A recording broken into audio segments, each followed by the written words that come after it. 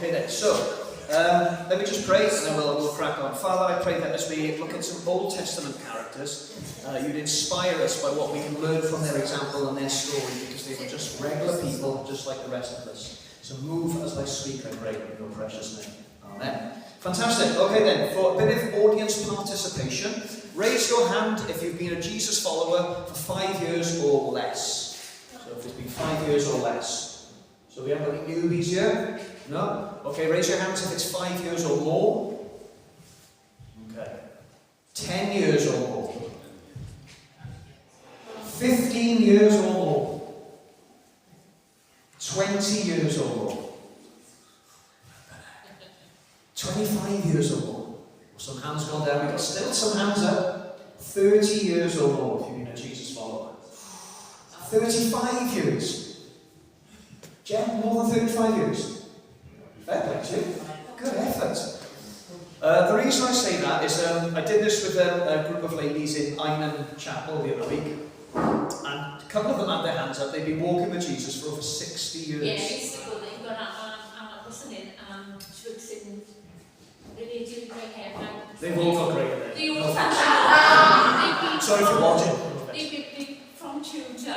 They used to go with them. Absolutely, yes. Fantastic. It's an amazing story to be there that long, like, to be walking with Jesus. But the reason I ask that is because today we'll be looking at a character who had to wait over 40 years of walking with Jesus to see promises fulfilled in his life.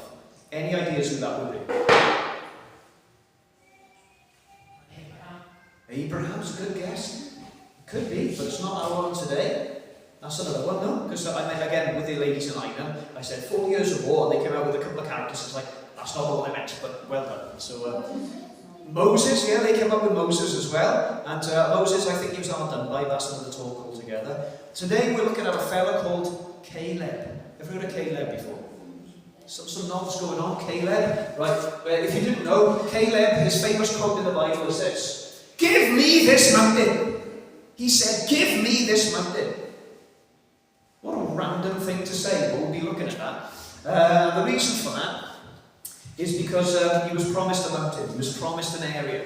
So, who was Caleb? Caleb was a fighter. If you read his story, he was someone who was able to battle hard. So he wasn't afraid of getting blood on his sword and getting stuck in. And sometimes when I read Old Testament stories, it kind of like, oh, this, as a pacifist, as a man of peace, not a fighter, it kind of doesn't sit very well with me. But Caleb was a fighter, right? He was also a leader, and he was a spy. So, I might think James Bond, but like old school, like proper old school.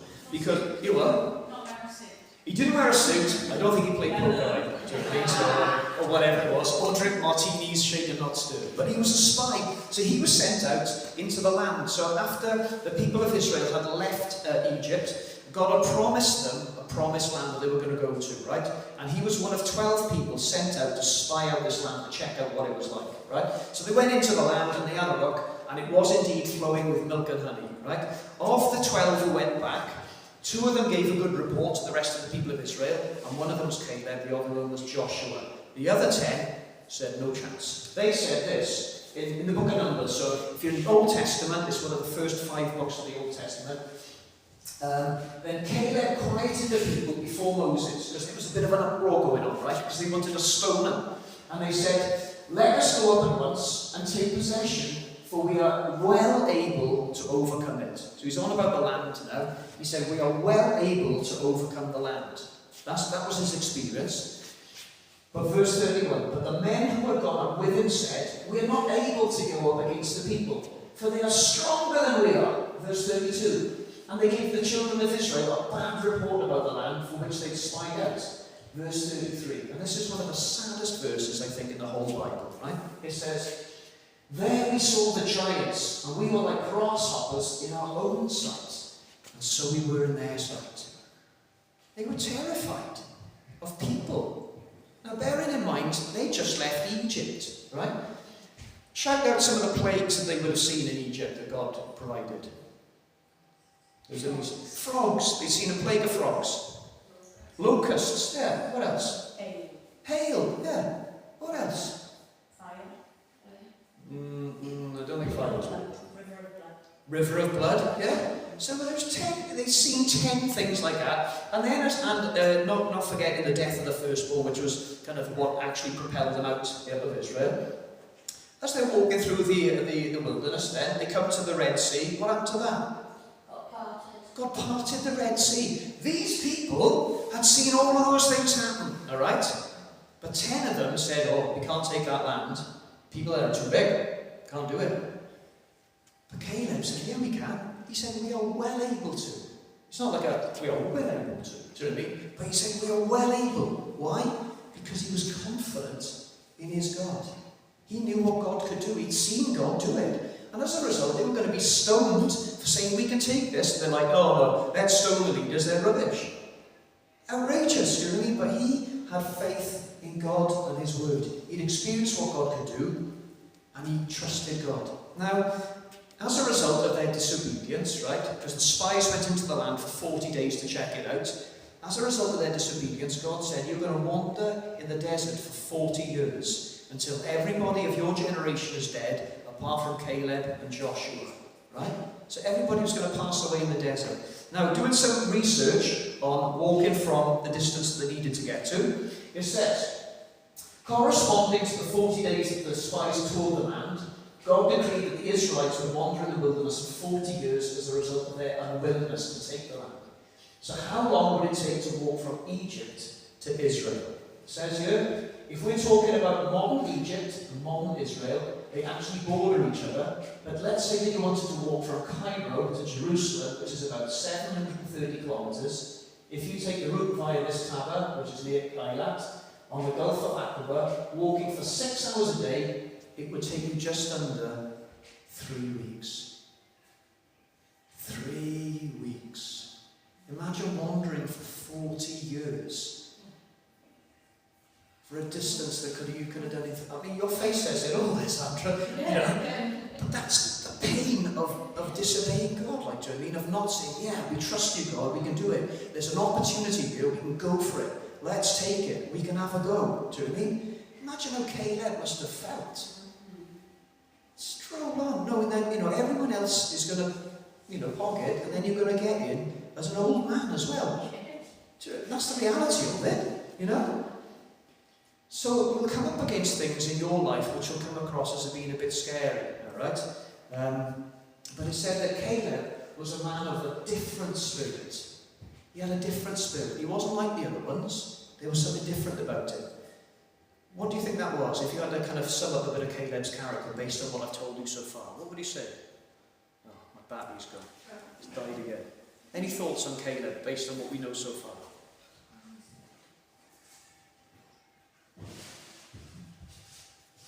We say he's a man of courage.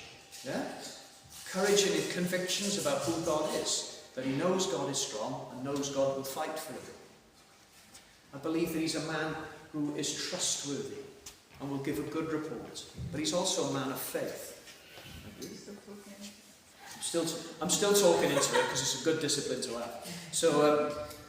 So there was nothing putting him off. And in the same way, when we took control of this building, took over it, we could have looked at the obstacles. We could have said, we haven't got the manpower to sort this out. Do you know what I mean? We haven't got the money, because we didn't. Believe you me, this wasn't the first building we went for, was it, Claire? And we didn't have the money, whichever building we went for. The first building we went for, we were going to try and max out credit cards between the 7 of us. Lovely. And we were going to buy a building that we didn't have the money for. And we looked at a couple of properties over there. We looked at the Wildflower. And we looked at the nail bar and stuff like that. We looked at lots of different places that we simply did not have the money for. And at the time, we maybe had a bit of expertise in terms of building. But we didn't look at the problems. We just went for it, actually. We wanted to go for it. And then we even entered into talks for this place as well. We tried to buy this off the Church in Wales, but they didn't want to sell it to us. And in the end, they gave it to us for free. For free. But we were willing to have a go. Do you know what I mean? It didn't stop us that we didn't have the money or the expertise. I mean, let's be fair, none of us have been to Bible college. I read it recently, yesterday in fact, in my New Testament reading, is the book of Acts. It said that the disciples were unschooled, ordinary men. And that's what we are here. We're unschooled and ordinary. We're just having a go for Jesus in terms of how we do church. Yeah? So we could have said, we haven't got the money, we haven't got the people, it's too risky. But we had to go anyway. So what are the obstacles in your life? What is it that you need to overcome? What are the giants in the land that you need to have a bit of faith for to overcome? Right, what's this? A scarecrow. What's a scarecrow's job? To scare the birds away from the crop. To scare the birds away from the crop. Absolutely. Because the crop is behind the scarecrow. There's something called the scarecrow principle, which states as the fruit that you want is just beyond your fear. It's just beyond it. There's something in the way that's going to try and scare you off. What is it? Try and identify what that is in your life. Because God may have spoken a promise over your life, and it may have been 40 years in the making. It may be longer. Yeah? Because often when God says something to you, it's rarely kind of an immediate thing. It's often a longer term thing. It's often something that's a bit further away. But Maya's given me permission to share this story about her moving house. Now, she was living in Rock Terrace in Morriston, and she didn't want to live there anymore. Memories, and it was cold and all of that kind of stuff. And she really wanted to be in a complex. So there was one time we were praying over place, and when we were praying over place and there was this map of place, she noticed that Pencrew Court wasn't represented, and she felt it was missing. So she put it on the map, and she felt that God was calling her because of that to live there. So she was praying and praying and praying for a property in Pencrew Court, but nothing was coming available. And then she felt God say to her, "You don't trust me." Now, Myron is someone who's been walking with the Lord for a long, long time. So she said back to God, "Of course I trust you. I've been walking with you for ages." And God specifically said to her, "Put your house on the market then." Ooh, bit of fear there, bit of worry, do you know what I mean? But what did Mai do? She was obedient. She put her house on the market. And not long after that, she's got a property in Pencrew Court, where she is supposed to be. She feels called there. Fantastic. To Brian's mother. Okay. But it is Fantastic. Yeah. So there's more connections there again, Yeah. actually. But had she not been obedient, and she not seen the fruit on the other side of the scarecrow, because often the finances are like one of those tricky things that, it takes a bit of faith. Yeah. But God is calling us to have a go, to put our money where our mouth is. I mean, we got that green tub at the back there. We don't ask anybody to give. We've been around as a church for 10 years. We've spoken on giving 4 times in 10 years, right? The coffees and teas that you have on a Sunday, you don't pay for, do you? But someone's got to pay for them at the end of the day, do you know what I mean? So if you want to give, please do give. Because sometimes our finances are where we really do trust God, yeah? But the idea with this is that God is calling you to do things. There's promises spoken over your life to do amazing things for Him. And there's this verse that Jesus said that I love in the book of John, right? Oh, hang on. Sorry, I forgot this. Last year, I read a devotional by a fellow called Bob Goff, and it's called Live in Grace, Walk in Love.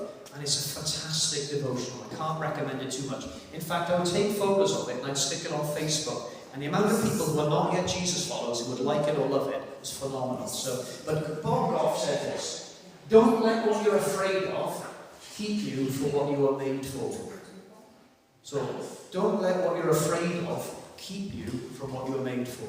Because you may be afraid of lots of different things. It could be that you feel, God's calling me to start a group here in church, but I've never started a group before, I don't know what to do, I feel a bit scared. Well, that's okay, Apart from the people watching, I'll let you into a secret. The day we launched the church, right, back in the treetops, back in 2013, right, I almost pooed myself in the shower. I was so scared. Genuinely, I was scared. But we had to go, yeah? So don't let what you're scared of stop you from what you're called to do, Because we wouldn't be sitting here today if we jibbed out and said, it's too big. But God has called us to do things. I genuinely did, almost did, But fortunately, it's a wet room, so the toilet is right by the shower. Thinking. We think in pictures, let's move on. Anyway, the scripture that I love, Jesus said this. And he said this to his disciples: "Very truly, I tell you, whoever believes in me and believes in me will do the works that I have been doing, and they will do even greater." I love this verse, but I struggle with it because this is not the reality in my life. Jesus raised people from the dead. He spat in mud and stuck it in people's eyes.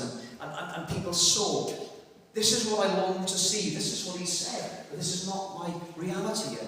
But if I never pray for somebody, they're never going to get healed. Do you know what I mean? I have to have a go. I have to overcome my fear. I have to have that Caleb spirit that says, give me this mountain, I'm going to have a go. Yeah? He says this, they will do even greater things than these, because I am going to the Father, and I will do whatever you ask in my name, so that the Father may be glorified in the Son. You may ask me for anything in my name, and I will do it. It challenges me to pray ridiculous prayers that I can't answer on my own. That if God doesn't step in, we're in trouble. Do you know what I mean? I challenge you to reach out and have a go for Jesus in whatever way and however long it takes. I'm going to read now from the book of Joshua, and this is the bit about Caleb now, right? Love this. Now the men of Judah approached Joshua at Gilgal, right? So Joshua was the leader of the people. So it was him and Caleb who were going to enter the promised land out of all those people who passed away, right? And Caleb, son of Jephunneh, the Kenizzite, said to him, so he's talking to Joshua now, he says, you know what the Lord said to Moses, the man of God, at Kadesh Barnea, about you and me. I was 40 years old when Moses, the servant of the Lord, sent me from Kadesh Barnea to explore the land. So he was 40 when he was a spy, right? They'd now been wandering in the wilderness for 40 years. And I brought him back a report according to my convictions, but my brothers who went up with me made the hearts of the people sink. I, however, followed the Lord my God wholeheartedly. So on that day Moses swore to me, the land on which your feet have walked will be your inheritance, and that of your children forever, because you have followed the Lord my God wholeheartedly. So he's followed God wholeheartedly, right? And this is the great verse, right? Verse 10. Now then, just as the Lord promised, he has kept me alive for 45 years since that time he said this to Moses, while Israel kept moving around in the desert. So here I am today, 85 years old. I'm still as strong today as the day Moses sent me out. I'm still just as vigorous to go to battle now as I was then. Now give me this mountain that the Lord has promised me on that day. You yourself heard that the Anakites were there and that the cities were large and fortified. But the Lord helping me, I will drive them out. He's 85. 85. I don't care how old you think you are or how old you've been walking with the Lord. He's still got things for you to do. Gutted today that Mai isn't here, Val isn't here, and Dina, because specifically for people who are kind of latter years of their life, walking with the Lord forever, God has still got things for them to do. 85, I'm still ready to go into battle, he said. Yeah? Age is not a barrier to God in any way, shape or form. So whether you've been walking with Jesus for 5 years or less, it doesn't matter to God at all. What matters is that you follow him wholeheartedly and you have that Caleb spirit which is different, which says, I'm willing to have a go. Fantastic. So, how do we cultivate a Caleb spirit? How does that happen? Well, one of the ways I was thinking about that it might happen is by hanging around people who are a lot younger than you are, right? Because young people do stupid things. They do risky things. You only have to look at our CCTV to see the damage we've had to the building. It's not done by grown adults, it's done by kids, because they do risky, stupid things. Now, if you want to take risks for Jesus, I suggest maybe you hang around with people who are not settled in life. Do you know what I mean? Because we all reach a certain age where you're worried about your pension. Do you know what I mean? Or you want to get on the property ladder. And those things are fine. But sometimes God is calling you to an adventure. He's calling you to a bit of danger. He's telling you to put your wallet where your mouth is. Do you know what I mean? And young people, what we find out through brain development is their brains aren't developed till they're 25. So they still do stupid, risky things. They're ruled by what we call downstairs brain rather than upstairs brain. Because if this is your brain here, the back of your wrist goes into your spinal cortex. This bit keeps you alive. This bit is your thinking brain here, and this bit's your emotional brain, right? So you're ruled by your downstairs brain, which is this bit here, the bit that keeps you alive. You're not thinking necessarily up here. And when you blow your lid, it's because your emotions are getting out of the way and you're not thinking straight. So their brains are still developing, so tap into people like that. Now Caleb didn't have a choice. he had to hang around with people younger than him because everybody else was dead. They'd all died in the wilderness. That's the fact of the matter. He didn't have a choice. We do have a choice. Spend time with people younger than yourself. Take risks for Jesus, yeah? Harry Hill, a comedian I really love and respect, he said this about cancer swabs. He said, I went into a cancer research shop the other day. He said there was no cancer research going on at all. There's just a lot of old people selling stuff. What they need are new people, young people with fresh ideas. That's what they need. And in the same way, sometimes we need to hang around with people who've got fresh ideas, who think a bit differently to us. Get younger people on your leadership teams, get them leading house groups, whatever it takes. But get people around you who think differently to you. Who are not going to just say yes, like as well. So follow God wholeheartedly. Have a Caleb spirit. So I love reading about Caleb, because he inspired me in the face of mounting pressure from everybody else as a 40-year-old man. He was willing to say, well, we can do this. God's good enough, he's big enough, he's strong enough. And then as an 85-year-old man, he was still up for the fight. Still up for the fight. Are you up for the fight? Yeah. That's what I like to hear. Let's have a bit more of that. Yeah, I'm up for the fight. Yeah? Fantastic. So, we'll call it there.